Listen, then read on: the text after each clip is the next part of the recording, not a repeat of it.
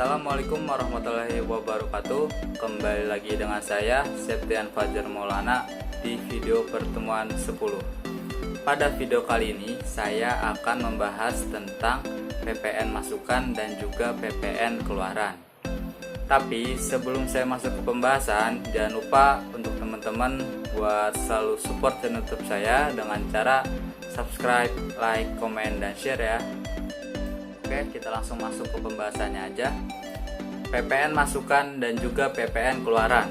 Berdasarkan Undang-Undang PPN Pasal 1 Ayat 24, yang dimaksud dengan pajak masukan adalah PPN yang seharusnya sudah dibayar oleh pengusaha kena pajak karena perolehan BKP atau barang kena pajak dan atau JKP jasa kena pajak dan atau pemanfaatan BKP tidak berwujud dari luar daerah pabean dan atau pemanfaatan JKP dari luar daerah pabean dan atau impor BKP. Sedangkan pajak keluaran menurut Undang-Undang PPN Pasal 1 Ayat 25, yang dimaksud dengan pajak keluaran adalah PPN yang terutang yang wajib dipungut oleh pengusaha kena pajak yang melakukan penyerahan BKP, penyerahan JKP, ekspor BKP berwujud, ekspor BKP tidak berwujud, dan atau JKP. Lalu, persyaratan umum pajak masukan dapat dikreditkan ada dua. Yang pertama itu syarat formal. Syarat formalnya ini, yang pertama itu ada tercantum dalam faktur pajak standar dan atau dokumen yang diperlakukan sebagai faktur pajak standar. Yang keduanya, belum dilakukan pemeriksaan. Ada juga syarat material. Syarat materialnya itu ada, yang pertama itu berhubungan langsung dengan kegiatan usaha. Yang keduanya, belum dibebankan sebagai biaya. Nah, lalu saya akan membahas tentang Undang-Undang PPN Pasal 9 yang bisa teman-teman lihat di sini.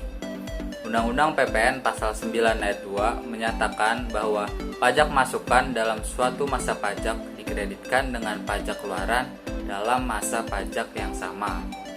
Yang kedua, Undang-Undang PPN Pasal 9 Ayat 2B menyatakan bahwa pajak masukan yang dikreditkan harus menggunakan faktur pajak yang memenuhi persyaratan sebagaimana dimaksud dalam Undang-Undang PPN Pasal 13 Ayat 5 dan juga Ayat 9. Yang ketiga, Undang-Undang PPN Pasal 9 Ayat 3 menyatakan bahwa apabila dalam suatu masa pajak, pajak keluaran lebih besar daripada pajak masukan, selisihnya merupakan pajak pertambahan nilai yang harus disetor oleh pengusaha kena pajak.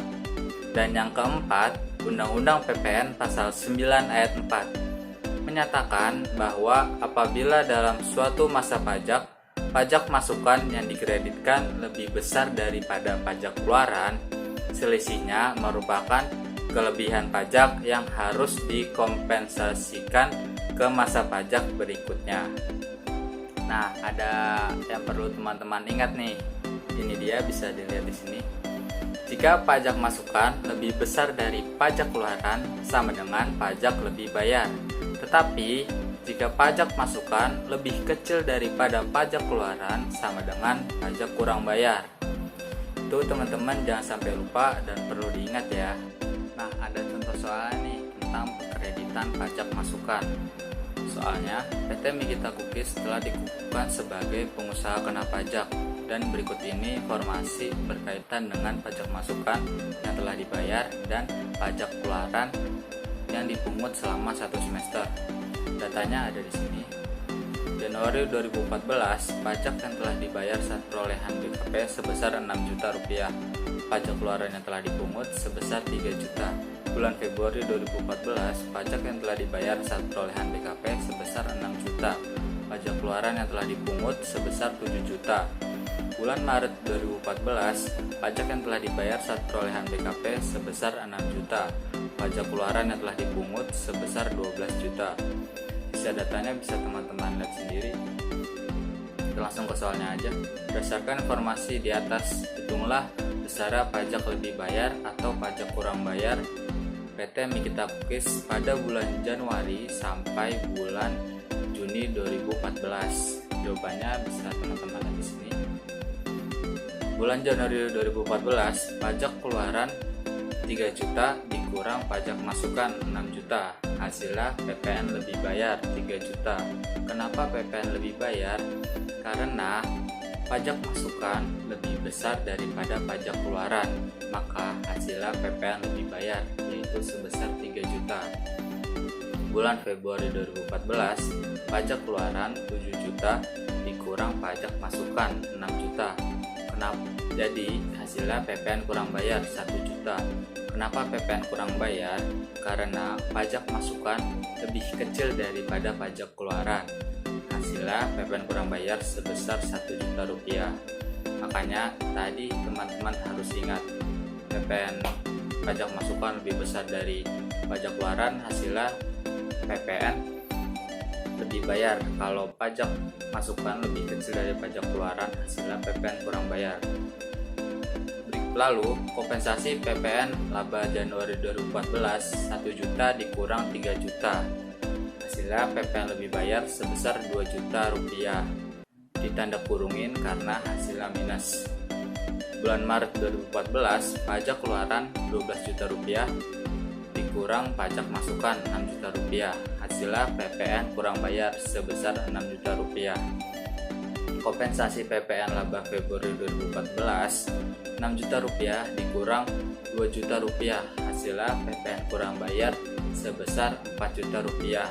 Di bulan-bulan berikutnya juga hampir sama perhitungannya. Ya mirip-mirip lah perhitungannya kayak di bulan-bulan tadi di atasnya. Jadi bisa teman-teman coba hitung sendiri. Oke, mungkin itu saja yang bisa saya sampaikan pada video kali ini.